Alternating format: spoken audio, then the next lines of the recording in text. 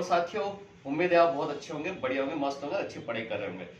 आज हम भारतीय विरासत एवं संस्कृति का एक महत्वपूर्ण टॉपिक उठा रहे हैं, जिसके तहत हम पढ़ेंगे मिर्जा गालिब के बारे में।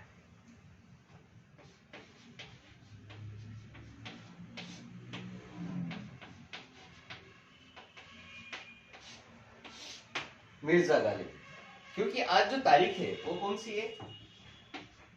27 दिसंबर। और 27 दिसंबर को मिर्जा गालिब की 225वीं जयंती है।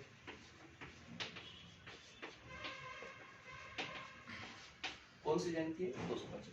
अपन मिर्जा गालिब के बारे में वही चीज पढ़ेंगे जो अपने लिए महत्वपूर्ण है, जो किसी भी परीक्षा में इधर से कहीं से आ सकती है। तो मिर्जा गालिब की आज 27 दिसंबर को 225वीं जयंती है। मतलब मिर्जा गालिब का जो जन्म 27 दिसंबर 1797 को 1797 को कहा हुआ था? आगरा के कला महल में हुआ था।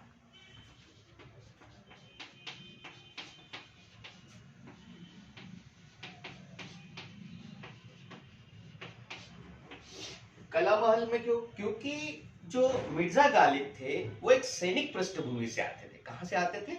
सैनिक पृष्ठभूमि से आते थे। और सैनिक पृष्ठभूमि से आने के साथ साथ इनके जो दादा थे वो लगभग 1750 में,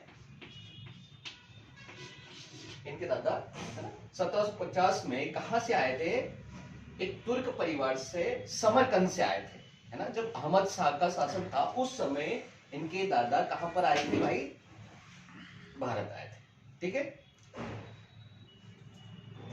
आगरा के कला महल में जब ये 5 साल की उम्र में थे, इनके पिताजी कौन थे इनके? अब्दुल्ला बेग खान।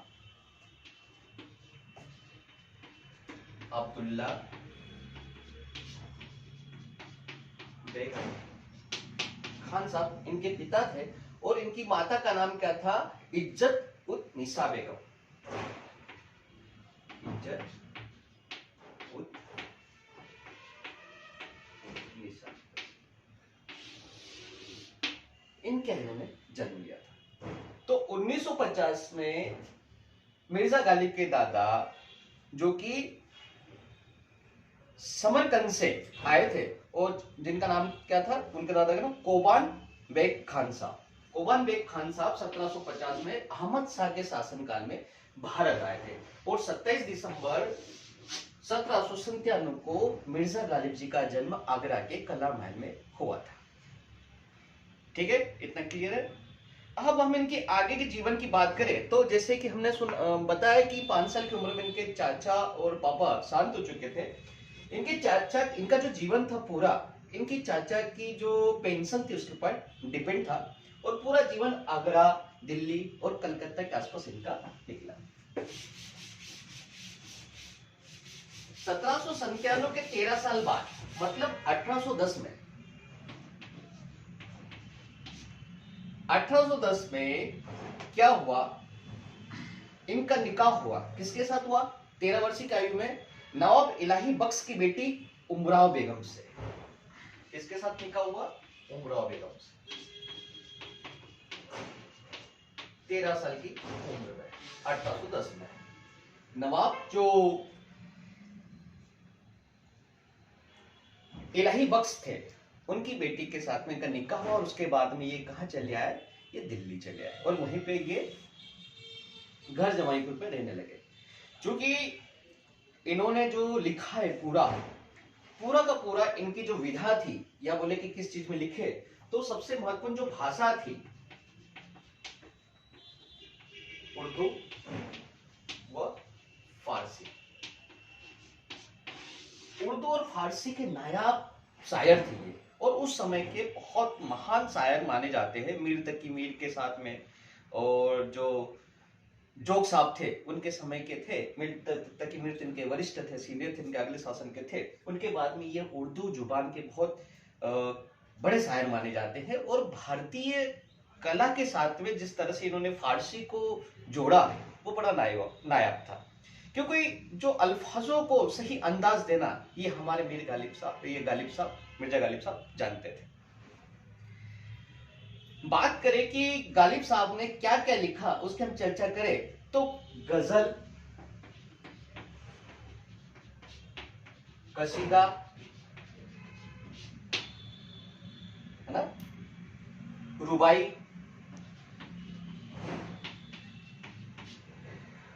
और किता, साथ में कुछ मर्सियां भी लिखी। तो जब बात करें कि मिर्जा गालिब का जो क्राइटेरिया था, उन्होंने क्या क्या लिखा, तो इस पे आती है। और मिर्जा गालिब ने वैसे तो 4 महत्वपूर्ण चीजों पे लिखा। एक तो सबसे पहला उनका विषय था, वो था प्यार।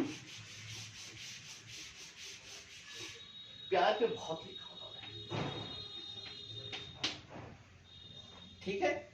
प्यार, एक्चुअल में प्यार एक ऐसा शब्द है कि जिसका नाम सुनकर ही हमें अच्छा महसूस होने लगता है ना।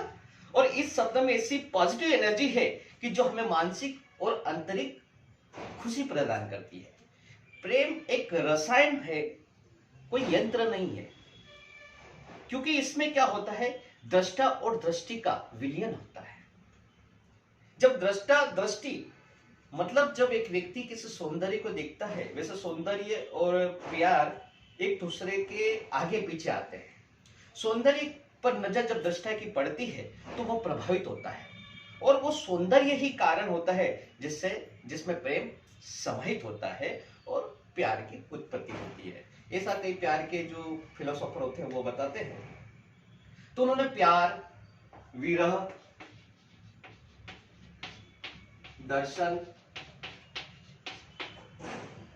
प्यार, विरह, दर्शन और रहस्यवाद पर भी बहुत कुछ लिखा। प्यार, विरह, दर्शन, रहस्यवाद पे बहुत लिखा। कई बार जब उनका एक शेर जब याद आता है, जब कहते हैं कि इस उनके देखे से जो आ जाती है मुंह पर रौनक, उनके देखे से जो आ जाती है मुंह पर रौनक, वो समझते हैं कि बीमार का हाल अच्छा है।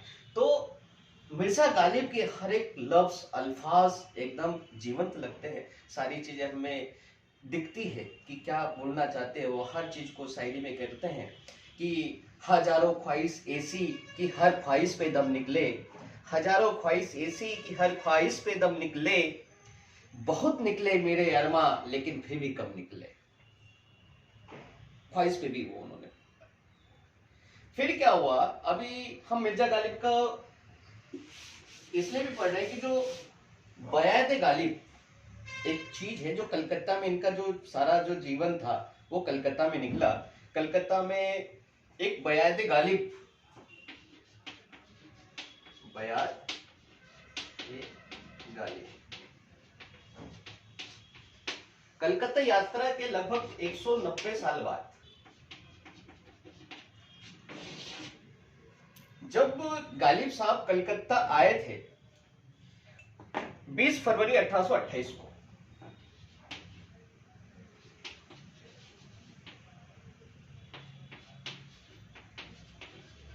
कलकत्ता आए थे। कब आए थे? 20 फरवरी 1828 को। और इन्होंने कलकत्ता छोड़ी थी 1 अक्टूबर 1829 में।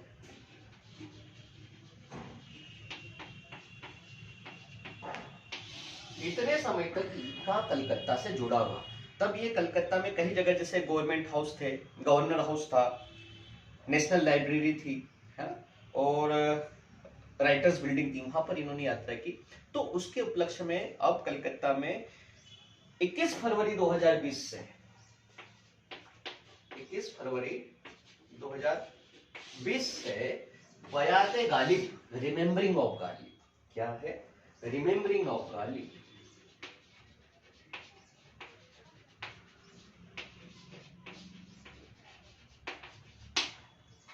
गालिब मनाया जा रहा है। और ये किस दिन मनाया जा रहा है? ये हमारा जो international mother tongue language day, international mother language day होता है, उस दिन मनाया जाता है। उस दिन से मनाया जा रहा है 21 फरवरी 2020 से बयात गालिब, रिमेम्बरिंग ऑफ गालिब मनाया जा रहा है। ये आपका करंट अफेयर्स की बात भी हो सकती है, और कभी कभी कहीं पर यह पूछा जा सकता है कि कलकत्ता में कब तक रहे।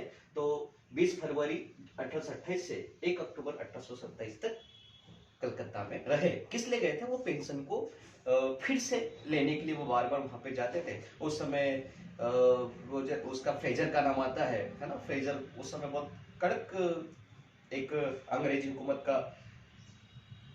अधिकारी था दिल्ली में, तो उस समय उनको बहुत कलकत्ता आना जाना लगा रहता था। मोहब्बत में जो उन्होंने लिखा है वो भी बहुत खूबसूरत लिखा है कि मोहब्बत में नहीं है फर्क जीने और मरने का, मोहब्बत में नहीं है फर्क जीने और मरने का, उसी को देखकर जीते हैं जिस काफिर पे दम निकले। तो इस तरह से मिर्जा गालिब साहब। और एक और बहुत खूबसूरत उनका शेर मैं बताता हूँ कि जब एक बहुत खूबसूरत वाक्य है कि जब जोग साहब जो कि बहादुर शाह जफर के दरबारी कवि थे, बहादुर शाह जफर के दरबारी कवि के साथ साथ जो हमारे मिर्जा गालिब साहब थे, कुछ वो किस्सा सुनाने के बाद पहले मैं ये बता दूं कि जो हमारे बहादुर शाह जफर साहब थे,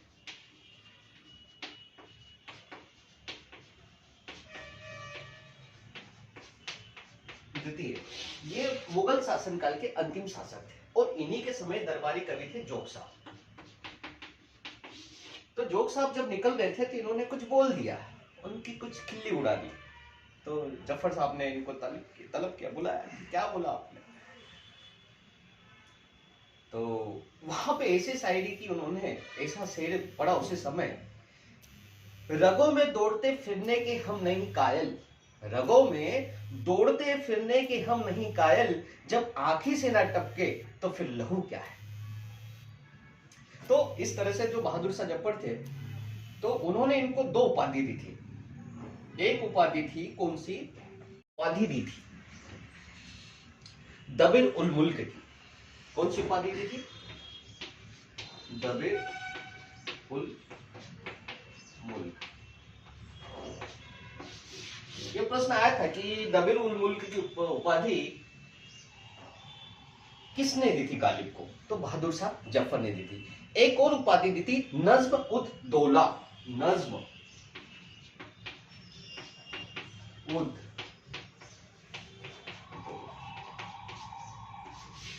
ये दोनों उपाधियां बहादुर शाह जफर द्वितीय के द्वारा हमारे मिर्जा गालिब जी को दी गई थी।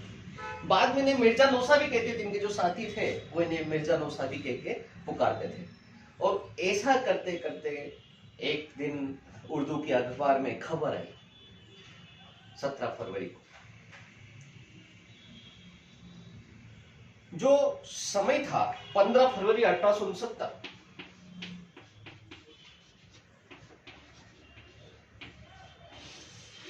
को मिर्जा गालिब साहब इस दुनिया से अलविदा हो गए। और इन्हें जो जहां दफनाया गया था, है ना, 15 फरवरी 1869 कहां पे? जो कासिम जान थी, गली थी उनकी दिल्ली में, कासिम जान, वहीं पे इनका इंतकाल हुआ था। और जो इन्हें जहां पे दफनाया गया है वो दिल्ली में ही है, अपने निजामुद्दीन के पास में ही जगह है, वहां पे इनको दफनाया गया था। इनका जो एक चराग दायर है ना, जो कलकत्ता का जो वो रहा, उसमें चराग दायर,